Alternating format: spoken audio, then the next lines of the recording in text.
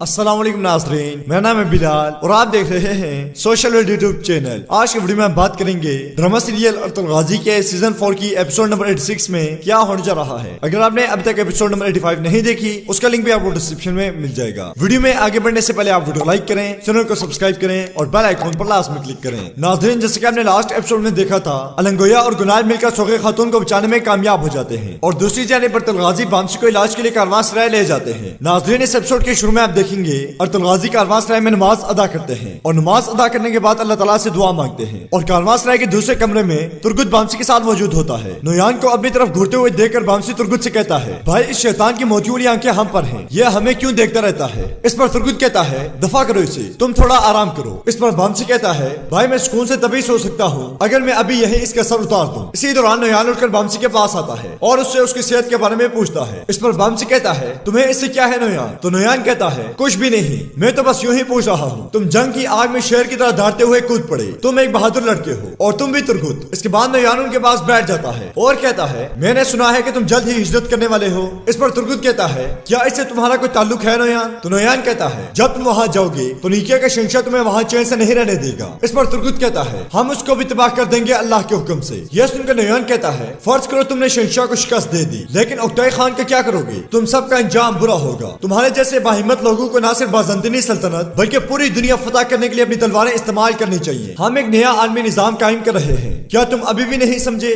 یہ کہنے کے بعد نویان وہاں سے جانے کے لیے جیسے ہی اٹھتا ہے، ترگت نویان سے کہتا ہے، تمہارا خان اور تمہارا نیا عالمی نظام جائے باڑ میں۔ تمہارا کیا خیال ہے کہ ہمارے قبیلے کے ہجرت کے دوران ہم تمہارا وحشیانہ قتل بھول گئے ہیں؟ دوسری جانب کائی قبیلے میں حائمہ خاتون عثمان کو اٹھا کر روتے ہوئے اللہ تعالیٰ سے دعا کر رہی ہوتی ہے۔ اسی دوران وہاں النگویا اور سوغے خاتون آ جاتی ہیں۔ سوغے خاتون کو دیکھ کر حائمہ خاتون بہت خوش ہوتی ہیں اور سوغے خاتون فوراً سے عثمان کو اپنی باہوں میں اٹھا لیتی ہیں اور عثمان ان کی باہوں میں جاتے ہی پرسکون ہو جاتا ہے۔ اور سوغے خاتون حائمہ خاتون سے کہتی ہیں، المیلا خاتون، گنائب صاحب اور آپ کے سپاہی کے بروقت آنے کے مرہون منت میں بچ گئی، لیکن اب آپ کے سامنے کھڑی میں شرمندہ ہوں۔ میں قبیلے واپس نہیں آنا چاہتی تھی کیونکہ میں ارطغرل صاحب اور آپ کو مزید تکلیف نہیں دینا چاہتی، لیکن المیلا نے مجھے قائل کر لیا۔ یہ سن کر حائمہ خاتون کہتی ہے، یہ کس قسم کی بات ہے بیٹی؟ ہم پر آنے والی تمام آفات تباہ ہو جائیں۔ تم ہمارے قبیلے کی خاتون اور ہماری بیٹی ہو، تم خود کو پریشان مت کرو اور اپنے دل کو مطمئن رکھو۔ پھر حائمہ خاتون النگویا کا شکریہ ادا کرتی ہیں اور کہتی ہیں، اللہ تم سے راضی ہو المیلا خاتون، پتہ نہیں ہم تمہارے اس احسان کا بدلہ کیسے چکائیں گے، اب سے تم بھی ہماری بیٹی ہو۔ یہ سن کر النگویا کہتی ہے، ایسی کوئی بات نہیں حائمہ خاتون، ارطغرل صاحب کا بیٹا ہمارا بھی بیٹا ہے، ہمارے لیے خوشی ہے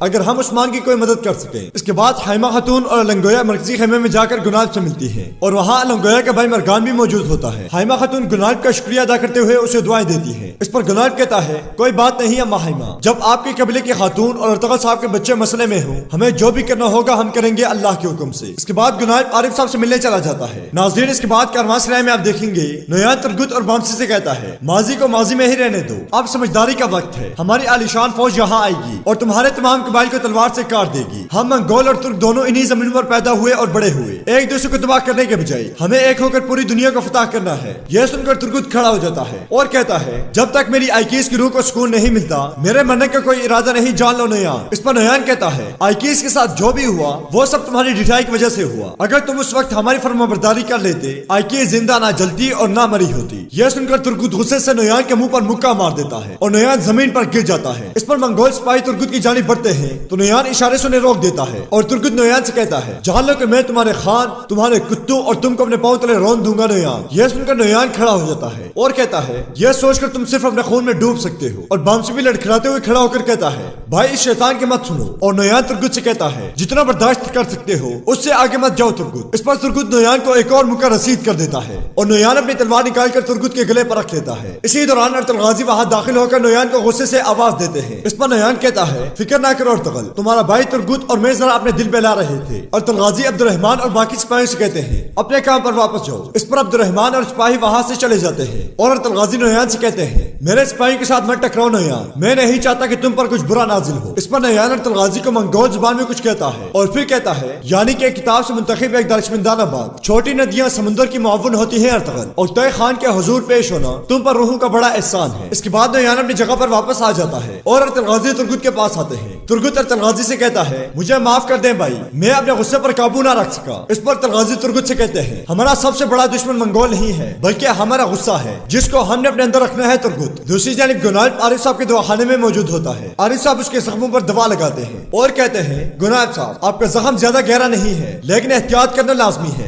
फिर गुनाब कहता है आमिला खातून एक बार फिर ऐन वक्त पर पहुंच गई थी। फिर उन्होंने सोगे खातून से बात करके उन्हें वापस आने पर राजी किया। यह सुनकर आरिफ साहब कहते हैं आप अपने शक की वजह से उनकी जांच करने गए थे लेकिन आपके शकूक उस खातून के कामों से मान पड़ गए। यह सुनकर गुनाब कहता है आपने दुरुस्त कहा आरिफ साहब, हमने अर्तगल साहब के हुक्म के मुताबिक हर चीज को जांचा। जब मैं वहाँ इनको जांचने गया था तो कुछ चीजों ने मेरे शक को बढ़ावा दिया था लेकिन इस खातून ने मेरे शुबहात को दूर कर दिया है। दूसरी जानिब हाइमा खातून सोगे खातून से कहती है मेरी बच्ची अब तुम्हारे मसले हमारे मसले हैं। वो कौन थे जो तुम्हारा पीछा कर रहे थे, मुझे बताओ ताकि हमें पता चले और हम एहतियाती इक़दाम उठा सकें। इस पर सोगे खातून कहते हैं वो मेरे शोहर के रिश्तेदार हैं। जब मेरे शोहर का इंतकाल हुआ वो उनके छोटे भाई से जबरदस्ती मेरी शादी करना चाहते थे। मैं ये कबूल नहीं कर सकती थी इसलिए मैं अपने बेटे के साथ भाग गई, लेकिन जब मेरा बेटा गुजर गया मैं बिल्कुल अकेली रह गई। उन्होंने मेरे बच्चे की मौत का सारा इल्जाम मुझ पर धर दिया इसलिए वो मुझसे इंतकाम लेना चाहते हैं। यह सुनकर हाइमा खातून कहते हैं अब तुम मशहूर सरदार आला अर्तगल साहब के कबीले से ताल्लुक रखती हो, तुम उनकी हिफाजत में हो, अब किसी को तुम्हारे साथ कुछ बुरा करने की जरूरत नहीं होगी। नाज़रीन इसके बाद अब देखेंगे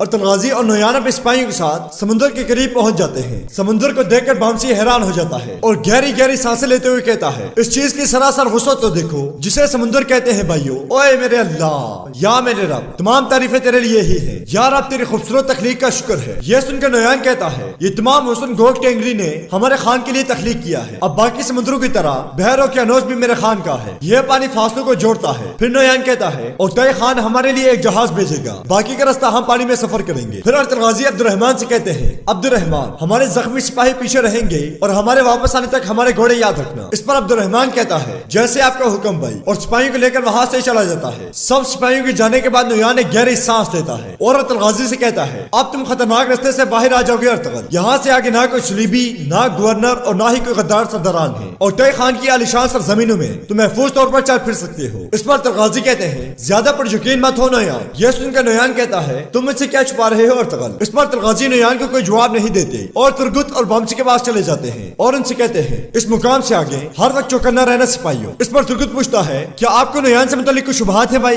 तो अर्तल गाजी कहते हैं मेरा ख्याल है जहाँ हम जा रहे हैं वो नोयान से भी बदतर लोग हैं तुर्गुत, इसलिए आपसे तुम लोगों ने अपनी तलवारों की तरह तेज नजर भी रहना है। इसी दौरान उक्ताई खान की तरफ से भेजा गया जहाज आता हुआ दिखाई देता है और नोयान सबको आवाज देकर कहता है जहाज आ रहा है। यह सुनकर सभी लोग गौर से समुद्र की जानिब देखना शुरू हो जाते हैं। नाज़रीन इसके बाद क्या कपड़े में आप देखेंगे सोगे खातून अपने बच्चे के कपड़े हाथ में उठाकर रो रही होती है। इसी दौरान वहाँ गुंदूज आता है और कहता है सोगे खातून आप क्यों रो रही है, आपके हाथों में क्या है। इस पर सोगे खातून कहती है यह मेरे मरहूम बच्चे की चीजें हैं गुंदूज, मुझे उसकी खुशबू की बहुत हसरत है। इस पर गुंदूज कहता है मुझे आपके नुकसान का बहुत दुख हुआ, आप मेरे भाई का अपने बेटे की तरह ख्याल रखती हैं, उसे खिलाती है और उसकी परवरिश करती है, वो भी आपका बच्चा है। यह सुनकर सोगे खातून बहुत खुश होती है और गुंदूज को अपने पास बिठा लेती है। फिर गुंदूज से कहती है तुम्हारा भाई उस्मान सोची और तुम भी मेरे बच्चों की तरह हो। इसी दौरान वहाँ अलंगोया आती है और सोगे खातून से कहती है आप कुछ परेशान हाल लगती है सोगे खातून। इस पर सोगे खातून कहती है शुक्र है मैं काफी बेहतर हूँ अलमीला खातून, मैं उस्मान से मिल गई और उसे दूध पिलाया,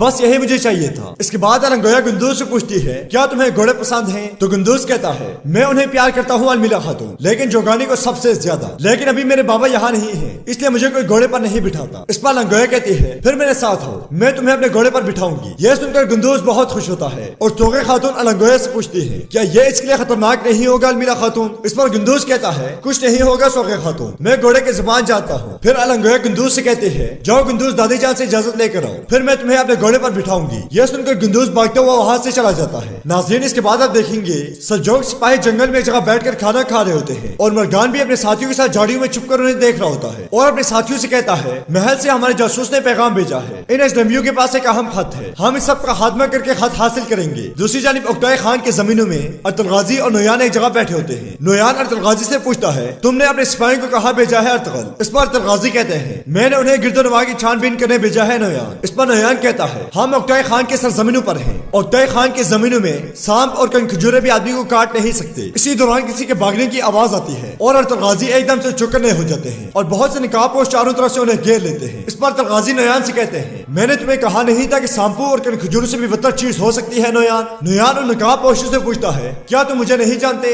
हम उक्तई खान के रियासती खेमे में जा रहे हैं और तुम कौन हो? इस पर एक शख्स कहता है, तुम्हारी मौत के फरिश्ते। और वो नोयान पर तीर चलाता है, लेकिन नोयान बड़ी फुर्ती से खुद को बचा लेता है और कहता है, आज अब देखते हैं कौन किसकी मौत का फरिश्ता है। इसके साथ ही नोयान भी अपनी तलवार निकाल लेता है और अर्तुल गाजी अपने सिपाहियों से कहते हैं, जीन के थैले की हिफाजत करना जवानों। इसके साथ ही निकाबपोश हमला कर देते हैं और वहाँ एक शदीद जंग शुरू हो जाती है। इसी दौरान अब्दुर्रहमान और अर्तुल गाजी के बाकी सिपाही भी मैदान जंग में कूद पड़ते हैं और जंगल मैदान जंग बन जाता है। दूसरी तरफ जंगल में मरगान अपने सिपाहियों से कहता है, मार दो इन्हें। उन्हें देखकर सल्जूकी सिपाही भी अपनी तलवारें निकाल लेते हैं। इसके बाद उनके दरमियान लड़ाई शुरू हो जाती है। एक सल्जूकी सिपाही खत लेकर वहाँ से भागता है, लेकिन मरगान उसे तीर से मार देता है और बाकी दोनों सिपाही भी मारे जाते हैं। इसके बाद मरगान उस सिपाही के पास जाकर सुल्तान का खत निकाल लेता है और खत को पढ़ने के बाद कहता है, यह मालूमात हमारे लिए अच्छी है। और मरगान के साथी पूछता है, तमाम सिपाही मारे गए हैं, अब इनके साथ क्या करना है? इस पर मरगान कहता है, इनके कपड़े उतार दो और इन्हें किसी कोने में दफन कर दो। हमें इस खत को बगैर ताखिर के लंगोया तक पहुंचाना है। यह सुनकर मरगान के सिपाही सल्जूकी सिपाही के कपड़े उतारने शुरू हो जाते हैं। दूसरी जानिब उक्तई खान की जमीनों में शदीद जंग हो रही होती है। अर्तुल गाजी, नोयान और उनके सिपाही बड़ी बहादुरी के साथ उन नकाबपोशों से मुकाबला करते हैं। इसी दौरान एक नकाबपोश सुल्तान का भेजा हुआ बैग उठाने की कोशिश करता है तो तुर्गुत उसे जहन्नुम वासिल करके बैग उठा लेता है और काफी देर जंग के बाद तमाम नकाबपोश मारे जाते हैं। और नोयान अर्तुल गाजी से कहता है, तुम दुरुस्त साबित हुए अर्तुगल। और फिर वो गुस्से से कहता है, उक्तई खान की सरजमीनों में मुझ पर हमला करने की जुर्रत किसकी हुई? इस पर अर्तुल गाजी कहते हैं, जब हम तुम्हारे खान के खेमे में पहुंचेंगे तो तुम्हें पता चल जाएगा नोयान। यह सुनकर नोयान पूछता है, तुम्हारे ज़हन के थैले में क्या है अर्तुगल? वो इस बारे में कैसे जानते हैं? इस पर अर्तुल गाजी कहते हैं, जैसा कि मैंने पहले ही कहा है नोयान, जब हम रियासती खेमे में पहुंचेंगे तो तुम्हें पता चल जाएगा। इसके बाद वो सब वहां से आगे चले जाते हैं। तो नाज़रीन, सीजन 4 की एपिसोड नंबर 85 का यहीं पे इख्तिताम होता है। उम्मीद करते हैं आपको वीडियो पसंद आएगी। वीडियो पसंद है तो वीडियो को लाइक करें, चैनल को सब्सक्राइब करें और बेल आइकन पर लाजमी क्लिक करें। मिलते हैं इंशाअल्लाह नेक्स्ट वीडियो में, तब तक के लिए अल्लाह हाफिज।